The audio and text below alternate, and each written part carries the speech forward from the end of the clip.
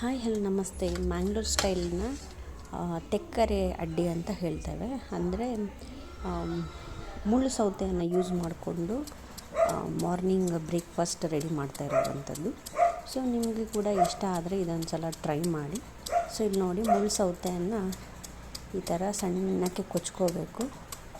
So ಇದಂತೂ ತುಂಬ taste ಆಗ್ತದೆ. ಹಾಗೆಯೇ ದೋಸೆ ಕೂಡ ಮಾಡ್ಕೋಬೋದು. ಇದು ನೋಡಿ, ಸಣ್ಣದಿರ್ತದೆ. ಇದು ದೊಡ್ಡ ಸೈಜಲ್ಲಿ ಕೂಡ ಬೆಳೀತದೆ. ಸೊ ಈ ಥರ ಸಣ್ಣದಿರುವಾಗ ತಿನ್ನಲಿಕ್ಕೆಲ್ಲ ತುಂಬ ಚೆನ್ನಾಗಿ ಅನ್ನಿಸ್ತದೆ. ಸೊ ಇದನ್ನು ಯೂಸ್ ಮಾಡಿಕೊಂಡು ಈಗ ಹೇಗೆ ರೆಡಿ ಮಾಡೋದು ಅಂತ ಹೇಳ್ತೇನೆ. ಸೊ ಇದಕ್ಕೀಗ 4 ತೆಕ್ಕರೆ ತೊಗೊಂಡಿದ್ದೇವೆ. ಸೊ ಹಾಗೆಯೇ ಓವರ್ ನೈಟ್ ಅಕ್ಕಿಯನ್ನು ನೆನೆಸಿಟ್ಕೊಳ್ಬೇಕು. ಸೊ ಇಲ್ಲೊಂದು 2.5 ಗ್ಲಾಸಷ್ಟು ಅಕ್ಕಿಯನ್ನು ನೆನೆಸಿಟ್ಕೊಂಡಿರುವಂಥದ್ದು, ಬೆಳ್ತಿಗೆ ಅಕ್ಕಿ. ಇದು ನೀಟಾಗಿ ನೆಂದ ಮೇಲೆ ಇದನ್ನು ನಾವು ಗ್ರೈಂಡ್ ಮಾಡ್ಕೋಬೇಕು. ಗ್ರೈಂಡ್ ಮಾಡುವಾಗ ಇದಕ್ಕೊಂದು ರುಚಿಗೆ ಬೇಕಾದಷ್ಟು ಉಪ್ಪು, ಹಾಗೆ ಒಂದು ಸ್ವಲ್ಪ ಮೆಣಸು, ಹಾಗೆ ಈ ತೆಕ್ಕರೆಯನ್ನು ಕೂಡ ಗ್ರೈಂಡ್ ಮಾಡ್ಕೋಬೇಕು. ಸ್ವಲ್ಪ ಅದು ಗಟ್ಟಿಯಾಗದೇ ಇರಲಿಕ್ಕೆ ಸ್ವಲ್ಪ ಅನ್ನ ಕೂಡ ಹಾಕ್ಕೋಬೋದು. ನಿಮ್ಮ ಹತ್ರ ವೈಟ್ ರೈಸ್ ಇದ್ದರೆ ವೈಟ್ ರೈಸ್ ಕೂಡ ಹಾಕ್ಕೋಬೋದು. ನಮ್ಮ ಮಂಗಳೂರಲ್ಲಿ ಬಾಯ್ಲ್ಡ್ ರೈಸ್, ಸೊ ಇದು ಬಾಯ್ಲ್ಡ್ ರೈಸ್ ಹಾಕ್ಕೊಂಡಿದ್ದೇವೆ. ಸೊ ಕೆಲವರಿಗೆ ಸ್ವಲ್ಪ ಗ್ಯಾಸ್ಟ್ರಿಕ್ ಥರ ಆಗ್ತದೆ ಅಂತ ಹೇಳ್ಕೊಂಡು ಕಾಳು ಮೆಣಸು ಮತ್ತು ಜೀರಿಗೆ ಕೂಡ ಹಾಕ್ಕೋಬೋದು. ಗ್ರೈಂಡ್ ಮಾಡುವಾಗಲೂ ಹಾಕ್ಕೋಬೋದು, ಇಲ್ಲದಿದ್ದರೆ ಹಾಗೆ ಕೂಡ ಹಾಕ್ಕೋಬೋದು. ಸೊ ನೋಡಿ, 2 ಮೆಣಸಿನ್ಕಾಯಿ ಹಾಕ್ಕೊಂಡು ಸ್ವಲ್ಪ ನೀಟಾಗಿ ಗ್ರೈಂಡ್ ಮಾಡ್ಕೋಬೇಕು. ತುಂಬ ನೈಸ್ ಆಗಬೇಕು ಅಂತೇನಿಲ್ಲ. ಸೊ ಈ ಥರ ಸ್ವಲ್ಪ ತರಿ ಇದ್ದು ರೆಡಿ ಆದರೆ ಸಾಕೋದು.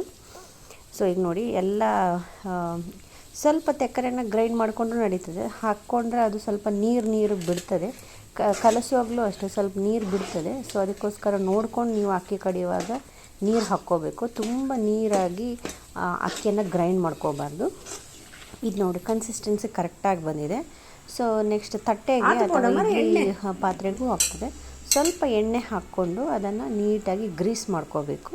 ಈಗ ಆಯಿಲ್ ಗ್ರೀಸ್ ಇದನ್ನು ತಟ್ಟೆಯಲ್ಲಿ ಮಾಡ್ಕೊಂಡ್ಮೇಲೆ ಅದನ್ನು ಇಡ್ಲಿ ಕುಕ್ಕರ್ ಇದೆಯಲ್ಲ, ಅದನ್ನು ಸ್ಟವ್ ಮೇಲೆ ಇಟ್ಟು ಅದನ್ನು ನೀಟಾಗಿ ಸ್ವಲ್ಪ ನೀರೆಲ್ಲ ಬಿಸಿ ಆದಮೇಲೆ ತಟ್ಟೆ ಇಡಬೇಕು. ಈಗ ನೋಡಿ, ನಾವೇನು ಕಲಸಿಟ್ಕೊಂಡಿದ್ದೇವಲ್ಲ, ರುಚಿ ಕೂಡ ಈಗಲೇ ನೋಡ್ಕೊಳ್ಳಿ. ಸೊ ಇದನ್ನು ಕಲಸಿಟ್ಕೊಂಡ್ಮೇಲೆ ಇದನ್ನು ನಾವು ಇಡ್ಲಿ ಕುಕ್ಕರಿಗೆ ಹಾಕ್ಕೊಳ್ಳೋದು. ಇದಕ್ಕೆ ತೆಂಗಿನಕಾಯಿ ತುರಿದು ಹಾಕಿದರೂ ತುಂಬ ಟೇಸ್ಟ್ ಅನ್ನಿಸ್ತದೆ. ಇಲ್ಲದಿದ್ದರೆ ಕಡಿಯುವಾಗ ಹಾಕಿದ್ರು, ಗ್ರೈಂಡ್ ಮಾಡುವಾಗ ಹಾಕಿದರೂ ಕೂಡ ನಡೀತದೆ. ಸೊ ನೋಡಿ, ಇನ್ನೊಂದು ತಟ್ಟೆಯಲ್ಲಿ ಇಡ್ತಾ ಇದ್ದೇವೆ. ಸೊ ಹೀಗೆ ಮಾಡಿಕೊಂಡು ಇದು ಒಂದೇ ತಟ್ಟೆಯಲ್ಲಿ 2 ತಟ್ಟೆಯಲ್ಲಿ ಇಟ್ಟುಬಿಟ್ರೆ ಮನೆಯವ್ರಿಗೆಲ್ಲ ಆಗೇ ಬಿಡ್ತದೆ ಎಲ್ಲನೂ. ಸೊ ಇದು ತುಂಬ ಈಸಿ ಕೂಡ ಮಾಡಲಿಕ್ಕೆ, ಏನು ಕಷ್ಟ ಏನಿಲ್ಲ.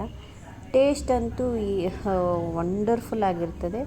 ಸೊ ಇದಕ್ಕೆ ಚಟ್ನಿ ಜೊತೆನೂ ಕಾಳಿನ ಸಾರಲ್ಲಿ ಕೂಡ ಇದನ್ನು ತಿನ್ಬೋದು. ಈ ವಿಡಿಯೋ ಇಷ್ಟ ಆಗಿದೆ ಅಂತ ಅನ್ಕೋತೀನಿ. Thank you for watching.